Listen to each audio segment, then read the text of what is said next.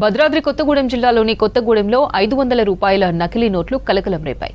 Kothagudem super Bazar సెంటర్లో బతుకమ్మ పూల వ్యాపారం చేసుకునే ఇద్దరు వ్యక్తుల దగ్గర 200 రూపాయల పూలు కొనుగోలు చేసి 500 రూపాయల నకిలీ నోట్లు 2 ఇచ్చి వెళ్లిపోయారు గుర్తు తెలియని వ్యక్తులు. ఈ విషయాన్ని ఆలస్యంగా గుర్తించిన బాధితులు లబోదిబోమంటున్నారు.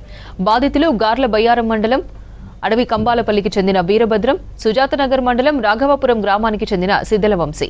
పూలు అమ్ముకుని తమ వద్ద మోసం చేస్తే ఎలా అని ఆవేదన వ్యక్తం చేస్తున్నారు బాధితులు. తమ మాదిరిగా ఎవరూ మోసపోవద్దని సూచిస్తున్నారు.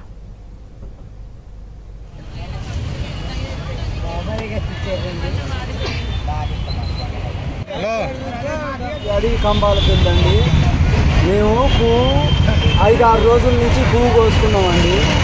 ఊరికి తిరిగి రోజుకి ఇంత కోసుకొని 5-6 రోజుల పువ్వు పట్టుకొని పిల్లల్ని తీసుకొని వచ్చిందండి.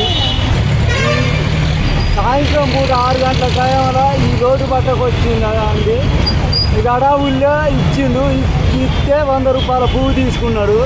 పువ్వు తీసుకొని 400 రూపాయలు పట్టుకొని పోయిందండి. ఆ పిల్లగాళ్ళని తీసుకొని వచ్చిందండి. ఆ సికాకులు కూలిందండి. నేను కూలి చేసుకుంటుంది బతుకు మాది.